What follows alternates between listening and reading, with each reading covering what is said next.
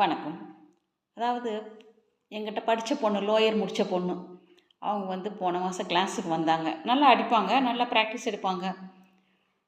சரி நான் சொன்னேன், இந்த மாதிரி ஜாயின் பண்ணுற அன்றைக்கே ஃபீஸ் கட்டணுமா அப்படின்னு கேட்டுச்சு. ஆமாம்மா, ஜாயின் பண்ணும்போது ஃபீஸ் கட்டணும். நீ எக்ஸாம் ஃபீஸும் சீக்கிரம் வந்துடும் அப்படின்னு. அது தலையை குமிஞ்சிட்டு ஒரு மாதிரி அழுகிற மாதிரி ஆயிடுச்சு. எனக்கு ஒரு மாதிரியாக இருந்துச்சு. அப்புறம் கண்ணில் பார்த்தா தண்ணி சொட்டு சொட்டாக ஒழுகிட்டு இருந்துச்சு. அந்த பொண்ணுக்கு, எனக்கு இல்லை. எனக்கு ரொம்ப கஷ்டமாக இருந்துச்சு. நானும் ஒரு காலத்தில் அப்படி இருந்து வந்தவ தான்.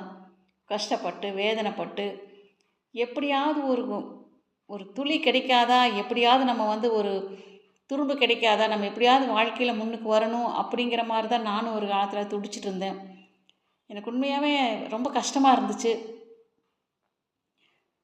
சரி பரவாயில்ல, நான் சொன்ன ஒரே ஒரு வார்த்தை, நீ எப்போ பணம் கிடைக்குமோ கட்டிக்கோ, இல்லை கட்டலைனாலும் பரவாயில்ல, நீ நல்லா படிச்சினா போதுமா அப்படின்னு சொல்லிட்டு சொன்னேன். அந்த பொண்ணு முகத்தில் கொஞ்சம் சிரிப்பு வந்துச்சு. அதாவது அவங்க பார்ட் டைம் ஜாப் போயிட்டு, காலேஜ் போயிட்டு அப்புறம் தான் படிக்கிறாங்க. நிறைய கஷ்டப்படுற பிள்ளைங்க தான் டைப்ரைட்டிங் கிளாஸ்க்கு வர்றாங்க. எல்லாம் பணக்கார வீட்டு பொண்ணுங்கள்லாம் யாரும் வரதில்லை, குழந்தைங்கள்லாம் வரதில்லை. அதான் உண்மை. நான் நினச்சி பார்க்குறேன் இப்போல்லாம். சரி, ஒரு காலத்தில் பணம் வேணும் பணம் வேணும் நல்லா ரொம்ப அலைஞ்சு திரிஞ்சு எல்லாம் சம்பாரித்து வச்சுட்டோம் இன்றைக்கி. அதில் ஒன்றும் மாற்றம் கிடையாது. இப்போ கூட எனக்கு தோணும், நம்ம வசதி இல்லாத குழந்தைகளுக்கெல்லாம் படிக்க வைக்கலாம்.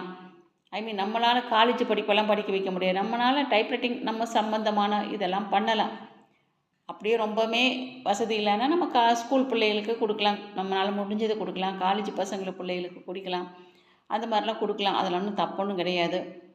எனக்கு இன்னுமே மனசுக்குள்ளே ஒரு மாதிரியாக இருக்கனால பழசெல்லாம் எப்போவுமே மறக்க மாட்டேன். பழையதெல்லாம் நினச்சிட்டே இருப்பேன். ஏன்னா நம்ம என்ன ஆகணும்னு நினைக்கிறோமோ அது ஆக முடியறதில்ல. நான் சின்ன பிள்ளையிலேருந்து பெரிய லாயராக வரணும் அப்படி தான் கனவு கண்டுட்டு இருந்தேன். அது நடக்கலை. அதுக்காக நான் வருத்தப்படல. கொஞ்ச நாள் மனசுக்குள்ளே இருக்கும். எதுவுமே முதல் தோல்வி நமக்கு ஒரு பாதையை கொடுக்கும், அதுதான் உண்மை. இன்றைக்கி நான் டைப்ரைட்டிங் இன்ஸ்டியூட் வச்சுருக்கேன், நல்ல வசதியாக தான் இருக்கேன். ஒரு லட்சியம், நம்ம படிக்கணும், டைப்ரைட்டிங் இன்ஸ்டியூட் வைக்கணும் அப்படி நினச்சி படிக்கலை. எல்லாமே ஒரு பொழுதுபோக்குக்காக, டைம் பாஸிங்காக படித்தது தான். நான் படித்தது எல்லாமே. ஆனால் எனக்கு அது தொழிலாக ஆண்டவன் மாற்றிட்டான். எந்த தொழிலை செஞ்சாலும் ஈடுபாடோட பக்தியோடு செஞ்சோம்னா தான் நம்மளால் சைன் பண்ண முடியும். இதோடு நிறுத்திக்கூடாது. இன்னும் மேலே போகணும் மேலே போகணும். மனசுக்குள்ளே ஒரு உந்துதல் எனக்கு எப்பவுமே இருந்துகிட்டே இருக்கும். எனக்கும் நானே மோட்டிவேஷன் பண்ணிக்குவேன். அடுத்தவங்களோட மோட்டிவேஷன்லாம் நம்ம எதிர்பார்க்கறது கிடையாது, எதிர்பார்த்ததும் இல்லை. சின்ன வயசுலேருந்தே நானாக நினைப்பேன், நானாக கணக்கு போடுவேன், நானாக செய்வேன். இப்படி தான்